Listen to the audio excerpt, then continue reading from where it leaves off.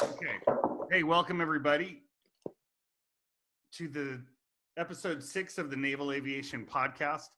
My name is Hugh Bryan. I'm here with Brian Sorey, and we have two really special guests today to keep filling in the stories that we're trying to capture and tell. So, gentlemen, if you could introduce yourselves.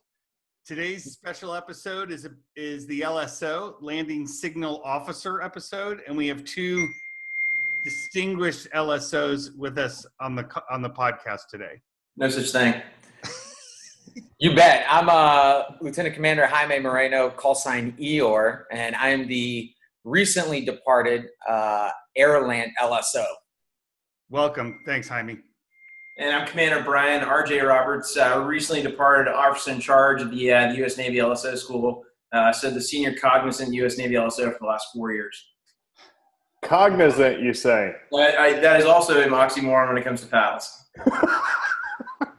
So because I want people who watch this to really kind of get a feel for what we're talking about here, there's going to be a lot of jargon thrown around. So when you guys talk about things, just assume you're talking to let's say a golden retriever. That's no problem. I got a chocolate lab laying in the other room. So I was watching Margin Call last night, and Jeremy Irons was on there, and he goes, "Speak to me as if I was a Labrador Retriever." It's really funny. I don't know why that stuck in my head. So, but with respect to because there's such a difference between, civilians in their everyday life, military in general, and then naval aviation, and then even helicopter or rotor aviation, and then fighter pilot, jet carrier aviation, and then you got all those different, you got the Hawkeye guys, and now what used to be the Prowler guys and the fighter attack guys. So there's even stuff. Brian will say stuff, and I'm like, bro, you gotta give me the definition of that. So, so I think the best way to start this out is tell us a little bit about LSOs, and you already used some lingo, paddles, right? Give us a little bit of background. Since you guys were both at the LSO school, I'm sure the Navy had all those learning objectives about, the background and history of landing signal officers. Sure. Yeah, so the nickname paddles, it started out, so, we've been landing aircraft on ships since roughly 1918 with Eugene Eli being a very brave individual who did a deck run on a modified battleship. Same guy also tried to catch a bunch of sandbags held together by a rope on another ship. So now we progressed to World War II, and pilots are just landing aboard the ship, which basically you're just looking out there, there's the deck, and you just chop the throttles and try to land. So Ken Whiting, who's the XO on one of the ships out there, would stand on the back of the ship and kind of through his body language, if he's ducking one way or crouching another way, that kind of meant either something good was going to happen or something bad was going to happen. Pilots should do something kind of the opposite to what the XO is doing. So through that body English, that changed into a series of visual signals. Someone in the back of the ship would stand out there with literally paddles in their hands with flapping the wings, tell a pilot high, low, left, right, and give them the cut to come aboard. So that started the nickname paddles, and that stuck around forever. What I'm going to do is, after in post-production on this, is I'll include screenshots of the things that you guys are mentioning. I'm having some technical issues right now. I couldn't get it all so I could do it live. It would it's all not that skillful. Now, funny enough, neither am I. Now you mentioned that's why I'm at yours house, so I couldn't even do this live if I wanted to. So you mentioned, is it Captain Whiting or XO Ken Whiting? I think he was a commander at the time. Now he's named the Whiting Field in Milton, Florida, is named after him. I assume, yep, as a pioneer in naval aviation. So I just thought I'd fill that in there. So LSO, Landing Signal Officer, today, just comparing and contrasting what you just said with, a guy goes out there and holds the paddles up versus what you all are doing today, it's pretty extreme. It's a lot different, correct? Yeah, absolutely. And then the whole concept has evolved. So we've gone from one guy on the LSO platform holding paddles to, more of a team concept, and then not holding paddles. And just as technology has incorporated, we have cameras that will display to us raw video from the center line of the landing area, so we can see where an aircraft is with respect to lineup. And obviously, with the improvements of the Fresnel lens, the pilots can now reference where they are on glide slope, and then we have our own reference. So it's kind of gone from a one-man show to a team concept nowadays. Yeah. Kind of the history of that too is as jet aircraft start coming around. Obviously, aircraft are coming aboard a lot faster. So as a pilot, you just can't see the LSO on the deck of the ship making those visual signals. So like Jaime's talking about, we get a visual landing aid called a meatball, which we've been using forever. So now pilots use that, but paddles would still stand on the back of the ship. So rather than visual signals, we got a radio in our hands, and we're basically telling a pilot what to do through those radio calls. So one of the things I could never discern was when we would fly, I was a 46 pilot. And so frogs, I got my frog American flag on. Sadly, they're all gone. But a couple flights in the frog, so I'm frog. So why so many guys back on the platform back there? That would just be as a helicopter guy flying around the boat during a recovery in starboard D. You look over there, and there's all those guys standing out there with their hands raised over their head. Why so many first? I guess as cliche as my next statement is about to be, every single member on the platform starts off with being one more safety lookout. In the age of and everyone's aware of how dangerous, or at least has heard how dangerous the flight deck can be. There's just multiple areas to watch. So if you are looking at the LSO platform from the back of the ship, the right-handmost person is the primary LSO, and his main job is going to be glide slope control, ensuring the aircraft is on glide slope, has a good energy state, and making sure that aircraft doesn't hit the back of the ship. Right. The guy in the middle becomes his primary job. He's the backup LSO, so his primary job is going to be lineup control. So he wants to keep that aircraft in a nice little spot. Because there's, if you land on center line with some of our big wing aircraft, you have as little as, 3 to 4 feet of clearance on either side of the wings from the foul lines. So his main job is really to keep the aircraft right in the sweet spot on center line. And then he's an additional backup to glide slope. Gotcha. And then on the far left, if you're looking at the platform, you've got the CAG LSO. So the CAG LSO really is ultimately the person that's responsible for the safe recovery of air wing aircraft. He's the person that the air wing commander has entrusted to get guys aboard. And he's like the final QA in that process. So, he's building so you build trust with all the pilots in the air wing, but he also needs the guys that are standing primary and backup to start building their confidence and their ability to wave. So, it also becomes a fine line between letting them push a situation before you have to step in. The other guys, that we call the peanut gallery, they're additionally helping watch the foul lines. They're writing the passes down. They're timing things like how often an aircraft lands. That's their interval. How much time they spend in the groove. So each one of those individuals is an integral part to the team because it allows us to more accurately be able to debrief air crew on where they messed up. And, as I'm sure Brian has mentioned, we do this completely calm out. So those types of metrics are important so that, ultimately, so I know I'm not the one that's screwed up because the guy in front of me was 21 seconds in the groove, or, the recovery was way long because I was a minute and a half on the guy in front of me. So, each one of those persons has a unique job with ultimately also being a safety observer. Yeah, there's also an apprenticeship level to it too. So you start out as a junior guy in it, so you can rotate through the different positions as you're progressing through your qualifications. So every squadron, when you're doing this, will have their duty LSO out there that day. So you got a representation from each one of the squadrons. Plus, when that's your duty every 4 to 5 days, it's much better to be outside rather than sitting at a desk and brewing coffee for everybody else. That's right. And this is one of those things I would figure is one of those things, just massive quantities of watching the passes or the approaches is just you can't get it any other way than just to see it, I suspect. Yeah, there's no system up there that tells us how high or low a guy is. We do have a camera that tells us left or right, but really it's on the job training. So guys go through different formal ground training at the LSO school, but really the vast majority of the learning is done out there on the platform, on the job, with guys like Eeyore or myself all the way to the right and teaching the guys to the left as they go through. And that's really the only way you accurately learn the best part of the jobs. And you mentioned 3 things in there, Jaime, when you talked about glide slope, lineup, and energy. Absolutely. Would that be the kind of the 3 core elements of this really hyper fast kind of what's the word I'm looking for? When I watch them happen, as soon as you roll final, you're only when you line up and you come in behind the boat to land, it's only you're only in that what they call the groove for a couple, not like seconds, correct?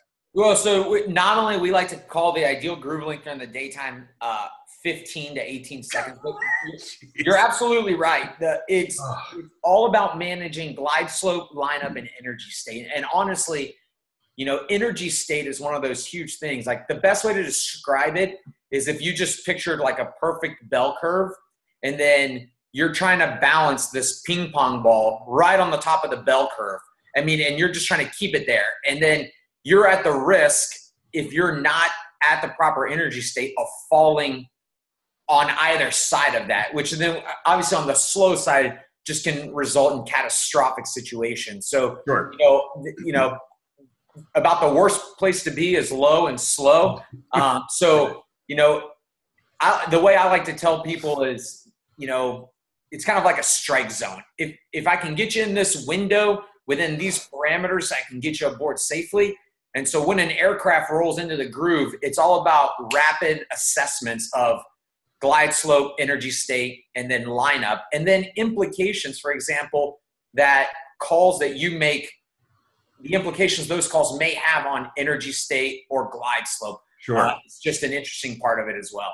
What do you guys, now we'll get into it in a little bit, that you guys grade every pass. And I think we'll walk the audience through why and how you do that. I know that my grades were always adjusted down artificially.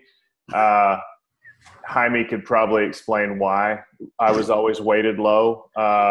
You didn't buy us enough beer and pork. That's it. Not right. And but I want to know what you're seeing when you give those little calls. So a little power or easy with it. There's the really egregious variations that are kind of obvious, I would think. And then, but the little calls, what are you guys using to know that that's the right call in that situation? I mean, good paddles, you're not even seeing the deviation. You can see that the deviation is developing or is going to develop. So you're kind of in tune with, what that engine sounds like when the jet's maybe starting to have that subtle squat to it or something like that. You're looking at these little cues because 9 times out of 10, we're probably going to pick that up before a pilot actually perceives movement on that ball. So you're just kind of building up. All right, I think you're starting to go on the low and slow side and give you that little bit of love there with that little power. And that's the difference. Rather than waiting for a deviation to develop, it's helping you prevent that deviation from happening. That's generally where that's coming from. Right. And I think a lot of it too, is just the relationship you develop. So no one next to the CAG LSO, no one knows the pilots in their squadron better than that squadron LSO. So it's really about the relationship that you build with the entire air wing to know what their typical pass is and how they fly the ball. I would tell you that about month 5 of cruise, I could look at a flight schedule and see who was flying, but then I didn't need to know what side number they were in. Just based on the type of pass they flew, I could come within 1 to 2 pilots of guessing, who it was. Yeah. So you start to build a rapport. You start to see guys' trends develop. And so if I know that a guy is a consistent, settle in the middle, to in close, I may give him a little power call in the middle to be like, hey, dude, cue your eyeballs to the lens. You're about to go low again, and just give me a little bit of power. So before we even and one of the things I want to make sure we do though is because we jumped a little bit ahead. Sure. But yeah, talk us through a little bit of it, so folks that who are watching this can get a sense of the time and the we call it, the events that occur. So you're in a fighter aircraft or any carrier-based aircraft, and tell us about the sequence that you go through, that everyone goes through. Where kind of the process starts? I guess it's at the break, or when you come in over the boat to come in land. Just explain briefly what that process kind of entails as you come around, because most civilian pilots have never been exposed to a break. Even I think, do Air Force guys even do it anymore? I don't know. They're always lying. Yeah, I mean, they come in for a break and then shoot a modified straight in. Right. Right. Yeah. So give us just the notion of the break, why naval aviation came up with this idea of a carrier break, or et cetera. Maybe break that down just a little bit. Yeah, so I mean, basically started out, that was the quickest way to get guys aboard without having to make any calls whatsoever. So guys were just kind of stacked up, holding right overhead the carrier. Oh, okay, they're done launching aircraft, time to go. So you're looking out the window and you'll have 10, 12 aircraft stacked overhead the ship. And depending on where you are in that stack, you start kind of the toilet bowl down. So like you're talking about coming into the break, we'll come in at generally 400 miles an hour. It's 350 knots, and or depending on if you want to bring a little more heat, you can certainly do that. Do a braking left-hand turn somewhere from 4 to 7 Gs. And then everybody's funneling through a point abeam the ship at 600 feet above the water and about 1.25 miles abeam the ship. Okay. And you start a constant left-hand. Yes, I am talking with my hands. I am sorry. That's okay. Please do. It'll help. Start a constant descending left-hand turn to come around behind the ship. And you're rolling out like you were talking about, with wings level daytime, about 15 to 18 seconds behind that runway that's moving three-dimensionally and forward and away from you the whole time. Right. So you square yourself up on the meatball. All right, there's what it is. I'm looking out where my center line is in the landing area. And you got 15 to 18 seconds to square yourself away, where in just about the last minute, I decelerated from 400 knots to about 150 knots. Rolling out and doing this. So now you're kind of riding the unicycle, banging the cymbals at the same time for those 15 to 18 seconds. And to give kind of an idea of the difference, the meatball it changed for every aircraft to bring every hook point of that tail hook of that aircraft through the same piece of sky. And that's targeting exactly on one of our average 4-wire carriers, 230 feet down the landing area. So the difference between a perfect landing where you're on glide slope the entire way and a crash is 14.1 feet in the vertical, 20 feet in the lateral, and about 230 feet there in the horizontal forward. That's the difference between the perfect landing and a crash. So just to reiterate that, because I want folks at home to really understand what's happening here. So basically, you're in an aircraft going 400 knots, and the ship is here, and you come right over the back of the ship, and you brake, and you come around in a pretty.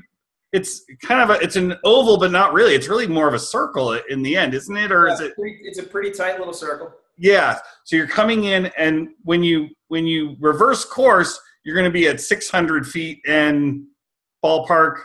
You're decelerating. Yeah. Yep. Yeah. And then from there, you come in and you get behind the ship, and at the time you roll wings level to line up to land, you're only looking at about 15 seconds left. Nominally. And that whole process is about a minute in totality, typically. Yeah, usually from braking directly overhead the ship to feeling yourself catch the wire is about 60 seconds. Okay. All right.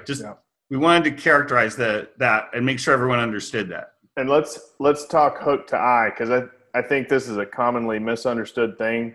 Mm-hmm. I know Navy pilots are maybe the only ones that fly a constant angle of attack approach. Mm-hmm. And that is to hold hook to eye constant. So could you guys add some more meat on that bone? Yeah, so like you're talking about hook to eye, so that's me as a pilot, where am I sitting to the relationship of where is my tail hook. So a older F-18 Sea Hornet has a slightly different hook to eye than a longer F-18 EF Super Hornet. So again, that meatball is adjusted so that my eye, depending on which airplane I'm flying through, is still going to drag that hook point through. So I'm coming in at a very constant airspeed, a constant attitude, and I'm either modulating it with power with my left hand to hold my rate of descent, and your optimum rate of descent is about 600 to 800 feet per minute. So you're kind of holding that nose at a constant angle, that hook point's at a constant point below you, and that lens is set to my type aircraft. Now I'm coming in with that 600 to 800 feet per minute, so that's about 11 to 12 feet per second vertically at that point, rather than kind of coming in soft and then cushioning the landing. So it's a pretty aggressive, hard landing when you do stop right there. Those wires ideally will pick you up. Those are set to the different weights of each aircraft. So you'll stop that 44,000 pound Super Hornet going 150 miles an hour in about 2 seconds. Nice. And then now talk a little bit about the lens, because we've talked a little bit about that. So for people who are uninitiated, we talk about lineup and then there's glide slope as two of the three elements that are required for landing on a carrier. Lineup, I assume, is just either lights or a big line in the middle of the runway or the not big, but yes. Yeah, right. The time, and what's the length of the landing? The lines that are gone by the end of cruise. So. Right, exactly. Yeah, because by the end it's just a big black dot on the back of the boat, as I recall. Yeah, you can put some bare metal, and that's kind of about the middle. But what's the length of the landing area on the carrier? From the back of the ship, where you have literally no runway, and you hit the back of the ship to the very end of the runway right there, is about 500 feet total. Mm-hmm. The usable landing distance is less than 290 feet. Okay. So now just talk a little bit. So we have lineup. Now this thing we've been talking about, the Fresnel. Is it Fresnel or Fresnel? It's Fresnel, right? Fresnel, yeah. Fresnel, but okay. Fresnel. Fresnel lens. And or the meatball as it's referred to. And I'll flash a picture of it up here when we're talking about it. But just describe it in general, because some folks will probably not even know what we're talking about there.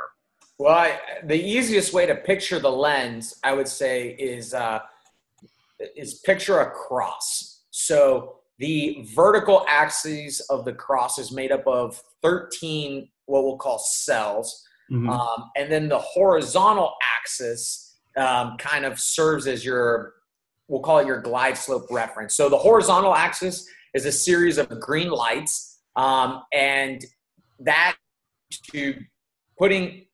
so the horizontal axis, green lights, that's going to be your ideal glide slope. The vertical axis, right. The vertical axis are these cells. So as you roll into the groove, you see a light reflecting in one of those cells with respect to where you are on glide slope. So if the light that you're seeing kind of evens up with the horizontal green lights, you're on the ideal glide slope, and your goal becomes to just keep it there. Now you'll see a deviation high or low. That tells you instantaneously where you are on glide slope, and then just through training, the series of corrections that need to be made to drive you back up to the ideal glide slope. Yeah, if the yellow ball is above the green light, you're high. If the yellow ball is below the green, you're low. If it's red, that's bad. That's bad. And the idea is it's basically if you were to draw a line, like you said, from the point where you're supposed to land out into space, it would go 3 degrees or 4 degrees, whatever that it shoots off into, goes out into space. It's basically a wire they want to ride down, correct, for glide slope? Yep. Okay. All right. And then that's also adjusted for the ship movement too. So that takes into account your ship is pitching up and down, and it's compensating for that too. And roll too. It all, yeah. Okay. And you guys adjust it somehow. I've been told it may be like an actual 3.5, and that's because your landing area is moving away from you. So you get an effective 3. Is that correct? So for a nominal day. So you'll set a 3.5 degree basic angle, but for a nominal day of 25 knots with the boat moving away from you, your effective is actually slightly less than 3 of what you're actually flying through the air. My laser eye calibrated suggested that it was less than 3. So thank you. It's the hinge pass, low flat all the way, right? Right. In the water, not doing anything at all, and that beam of light's projecting 3.5 degrees out, which is nominally what we do. You're going to come in on that 3.5 degree wire, but you're going to come in at a higher rate of descent, so you're going to land pretty hard. Whereas now your ship is moving about 15 knots, and say you got 10 knots of wind, Now we got a nominal 25 knots, which slows down your closure rate with the ship. That also slows down your vertical rate of descent. So the forward motion is a little bit less. The vertical motion is a little bit less. So now through geometry, I was an English major, but through math and geometry apparently works out where your effective glide path is somewhere around there like the 3, which means you're coming in slightly shallower, slightly slower for the closure rate, and then slightly less rate of descent. Now, you guys got that Army out there on the Platte. Is there somebody that's getting a notification from the ship that says the ball's set right and the wires are set right? Yeah, we get it. So that's announced on the loudspeaker through the ship. And then we have some enlisted personnel next to us. And like you were talking about, there's a series of checks and balances because the lens has to be set right, the arresting gear has to be set right, and you got aircraft landing every 60 seconds, and that may change from aircraft to aircraft every 60 seconds. So that's part of the checks and balances up there to make sure that's all set right. Yeah. About how long does that take to reset everything for a different type model series? I mean, if you've got a flight deck that's stroking, highly experienced, very proficient, you can trap. I mean, you can trap aircraft every 45 seconds. That means you go from foul deck to clear deck in 45 seconds, which means by the time the aircraft has spit the wire and is taxiing out of the landing area, they're already setting the next gear setting. That retracts, I mean, probably 20 seconds to change both the lens setting and the gear setting. And then you're just waiting for the electrons to make sure everything's set. And then you'll get the clear deck indication and you're ready to land the next plane. That's cool. If you would be so kind as to show the hook slap that RJ sent somewhere before we talk about this, that'd be great.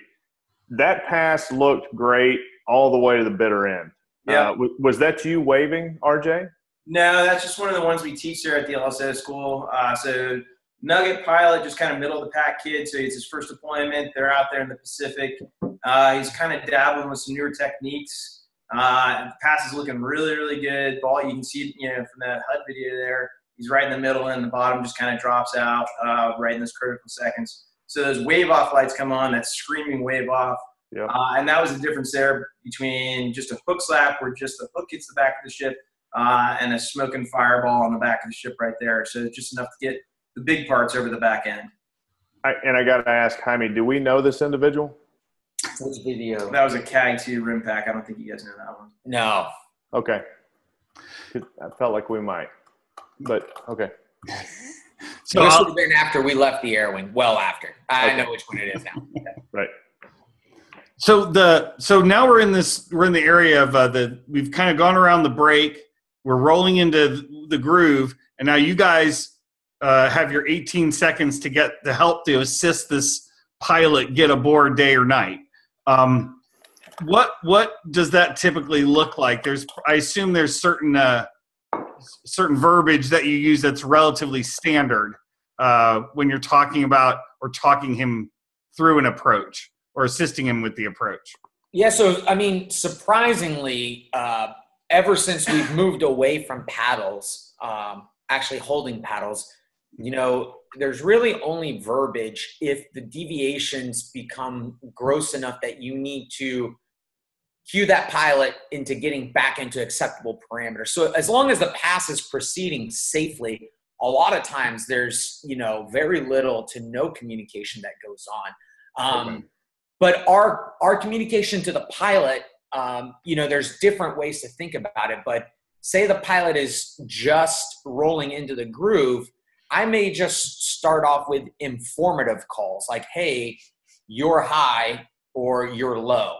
Now, if I see a pilot making a correction, I'll probably hold the call. But it's when the deviation is there and established, and then I see no correction to ideal, that out there at the start, so that right when they're rolling into the groove, I'm more likely to give an informative call. Now, as we start getting closer, I may start giving more imperative calls where I am directing action. So, say at the start a guy's a little low, and I say, at the start you're a little low. Mm-hmm. And if he continues a little low, by the time you get in the middle to in close, instead of saying, hey, you're a little low, now is when I'm going to transition more to that power call.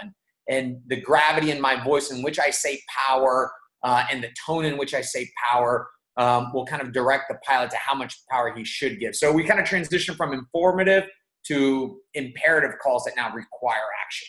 Right.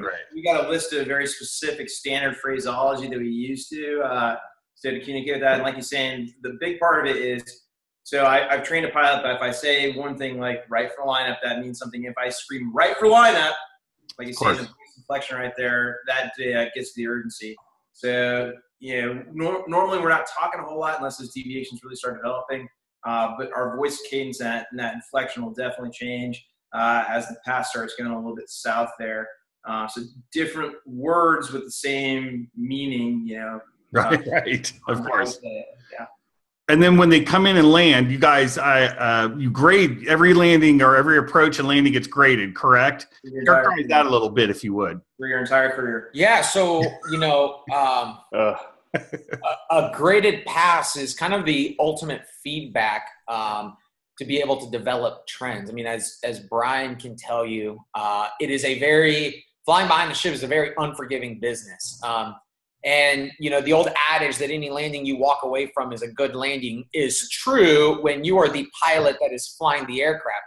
Right. So a lot of times, just because you walked away from the landing does not mean it was a good landing. So, we grade passes to be able to build trends, to be able to debrief pilots on what those trends are, ultimately to make them safer, so that we are not rewarding negative trends and constantly trying to build pilots up to the more ideal style pass, a safer pass ultimately.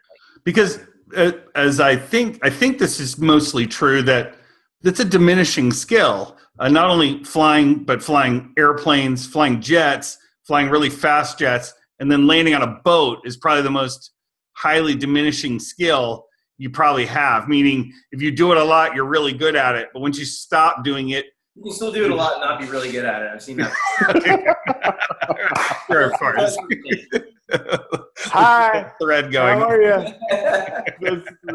This guy. I love my blue collar ball flyers. So. Yeah. Coming aboard.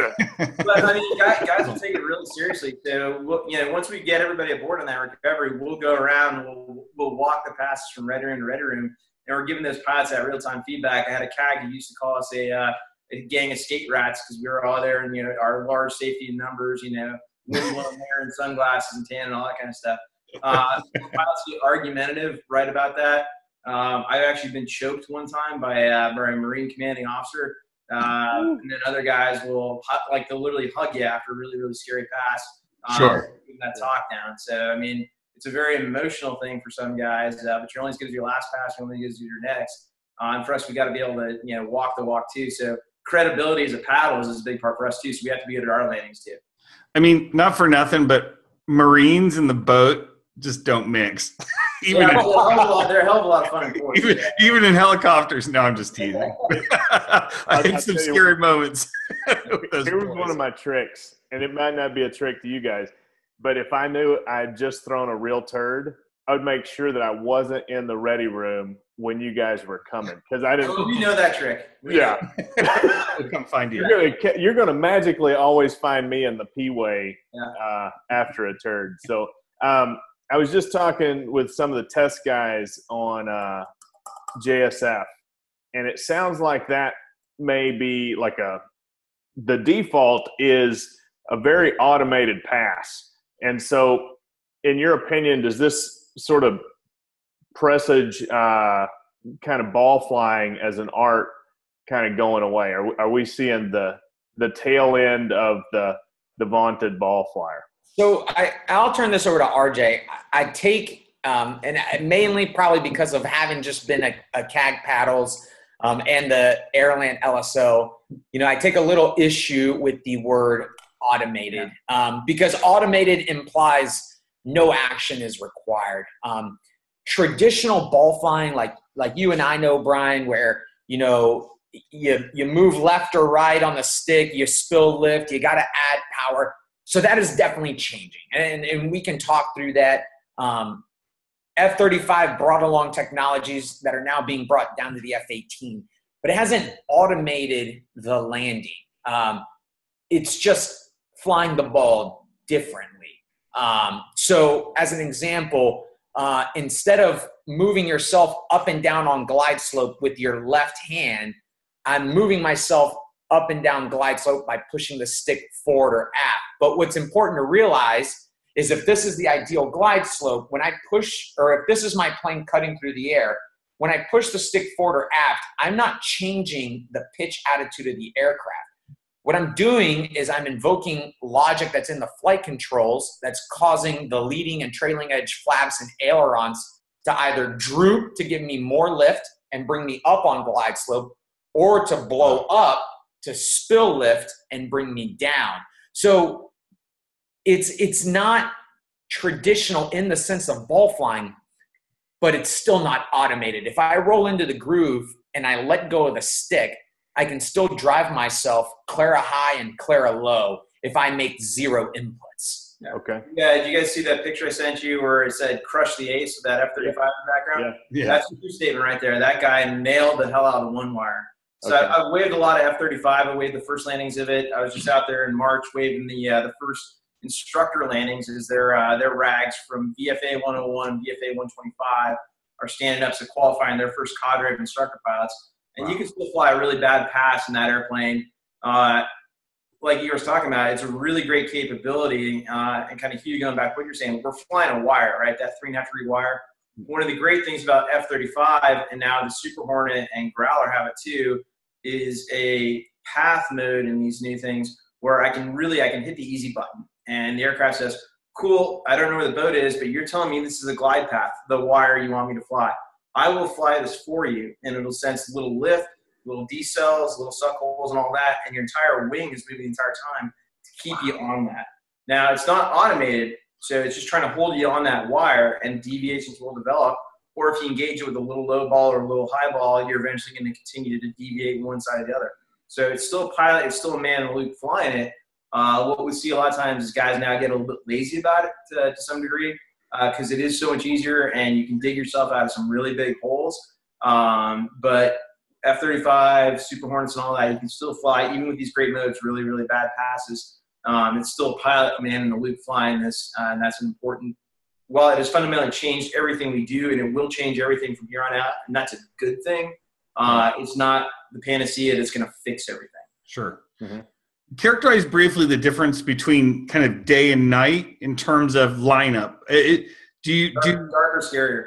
Yeah. Okay. Number one, and then is there a longer lineup for night recoveries? Is it you stack them up like they do at the airport? Yeah, kind of a big long line. We're in a holding stack. Starts 21 miles behind the ship. You're up there about 6,000 feet, and then you commence.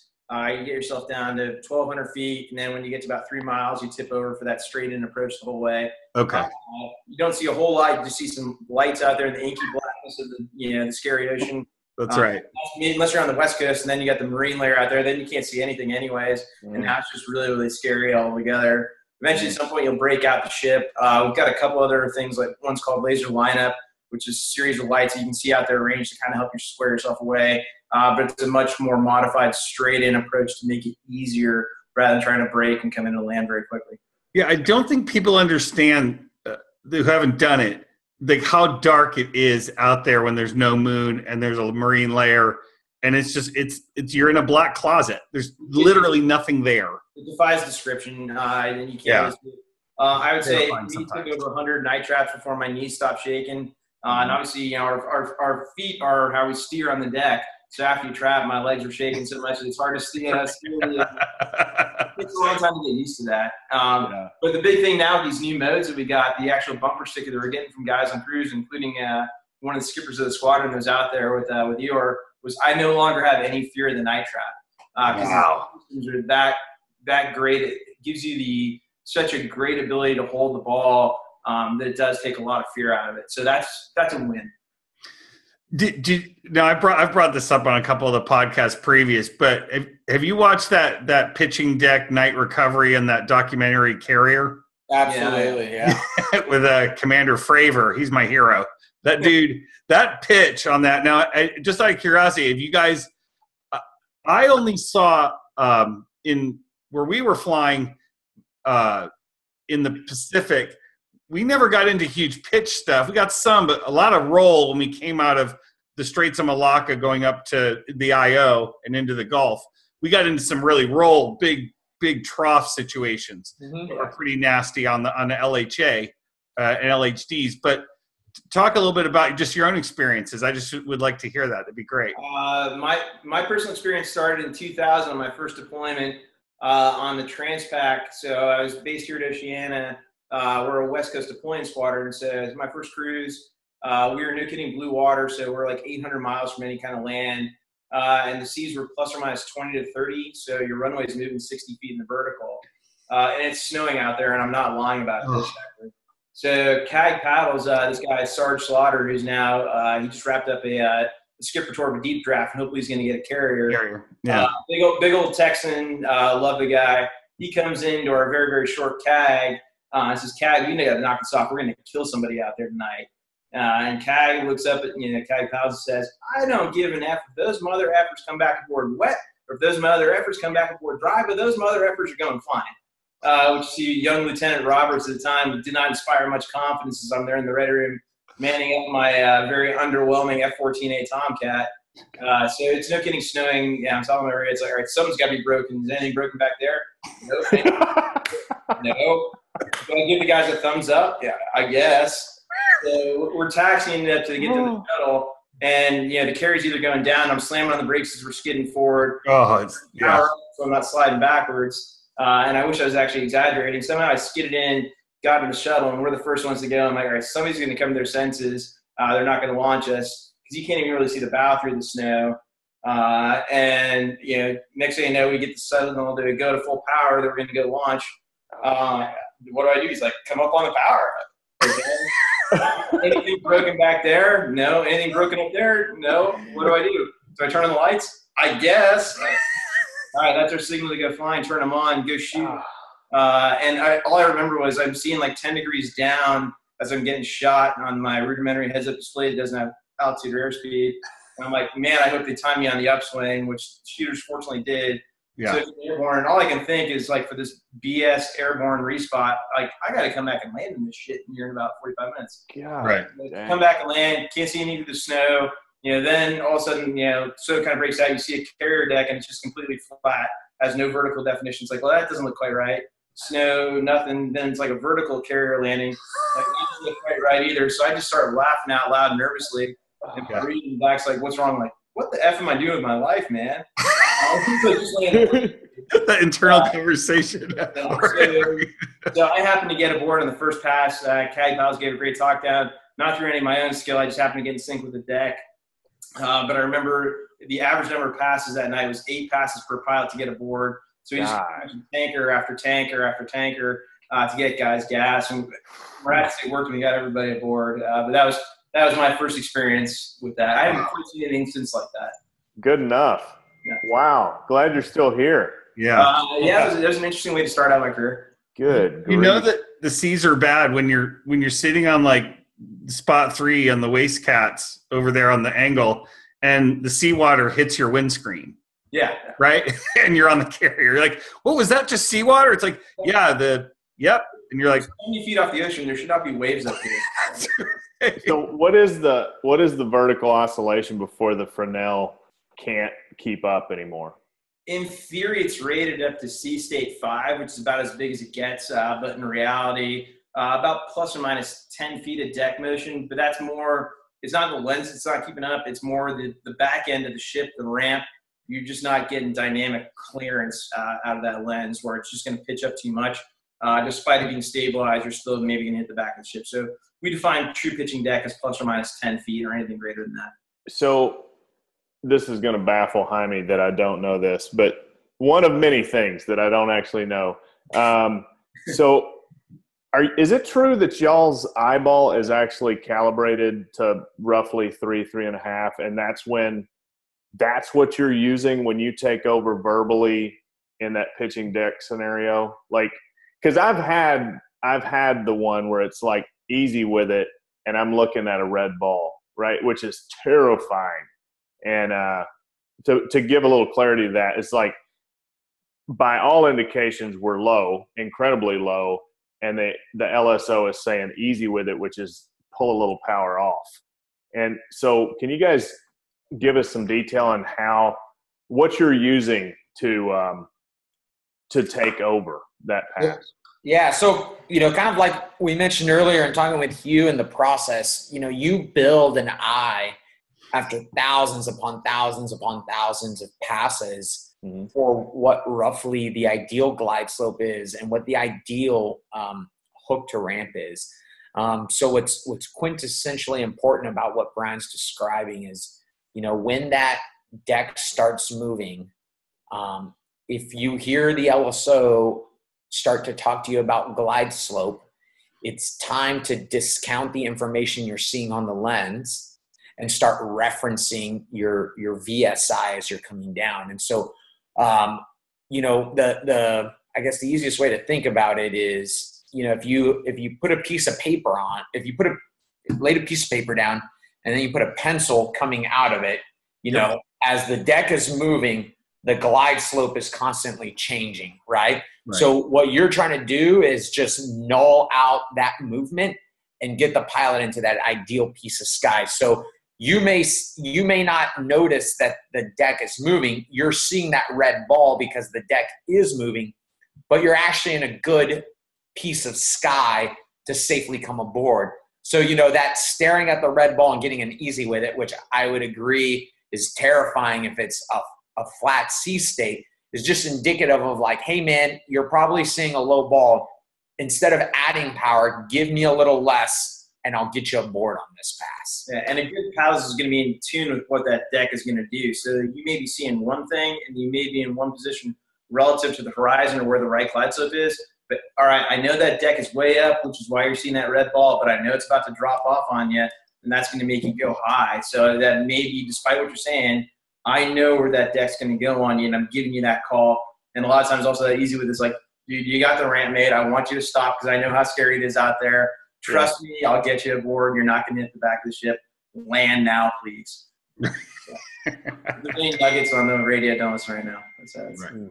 Will you guys ever maybe give a call that's going to intentionally create a bolter because you're getting that sense like the deck's about to come up into this guy and he might be kind of squared away, but if I let this pass continue, it's going to really slap. Like, is there a scenario where you would give a little power and probably cause a bolter on purpose? No? Or would you just wave the them only off? time I've intentionally caused a bolter is when the Hawkeye is the first one down and then he needs to come around again. I just don't want him to spend any time on deck. No, Brian. So short answer no is Brian, no. If I didn't want a guy to land, I'd simply wave him off. I would not leave it to the judgment or the interpretation of the pilot of my power call to induce that bolter. So if I've deemed the situation is proceeding unsafely or he is not going to be in a safe position to land, I will simply just initiate the wave off sequence. I'll hit the lights, follow it up with the voice on the radio. But I, as I think back through the passes I've waved, I can't think of a situation where I've intentionally given a power call to induce a bolter. Okay. You may give a hard power back on call to cushion a rate descent, and by giving that call, it's probably going to result in one. You're not trying to cause a bolter with it. You're probably just trying to stop that rate of descent where you're not putting the struts of that through the wing, which I've seen. Right. Wow. Cool. Yeah. So, gentlemen, you're both lieutenant commanders now. You've got you're probably midway through your career. Commander. Oh, sorry. I thought you said lieutenant commander. I'm getting ready to retire. Oh, okay. Sorry. I apologize. I misheard. So okay. So this is a question I like to ask folks, especially fighter guys. Do you, and this is in terms of general aviation or aviation in general, sorry. Do you foresee yourself flying after your career is over, or do you consider yourself, I'm a fighter pilot. I love flying jets. The other stuff doesn't do anything for me. I just interviewed this last week with a company called ATAC, which flies adversary aircraft. So it sounds like things are going pretty good in terms of that. So I'm hoping to get the call back pretty soon because really I don't know what else I'm going to do when I grow up. So I'm going to still be playing fighter pilot, as a 45-year-old. So that answers your question. It does. To work and go fly jets and get paid to do it. That's awesome. No, that's cool. I'm stuck. I'm one of those guys that floats in the middle. I just like flying anything, so I'm kind of intrigued with it. And the question's more around, there's some guys who will fly fighters for 20 years and they get out and they never get in the cockpit again. It was just, it's kind of a mentality or culture, whatever. I'm not sure. Yeah. Some guys are in it for the thrill. I want Tom Cruise's job in American Made. Like, why won't somebody call me for that gig? I know. That would be awesome. Yeah. Well, listen, gentlemen, this has been super fun. I really appreciate your time, especially on a weekend when the sun's out. But again, thank you so much. And we're going to try to get this up in the next day or two. I'm going to try to add some of the videos and things. Now, RJ, one thing I did want to mention is that some of the stuff you sent me didn't come through, I think, in the right format because I'm on a Mac. I don't know but I'll send you an email to get that started. Yeah. Okay.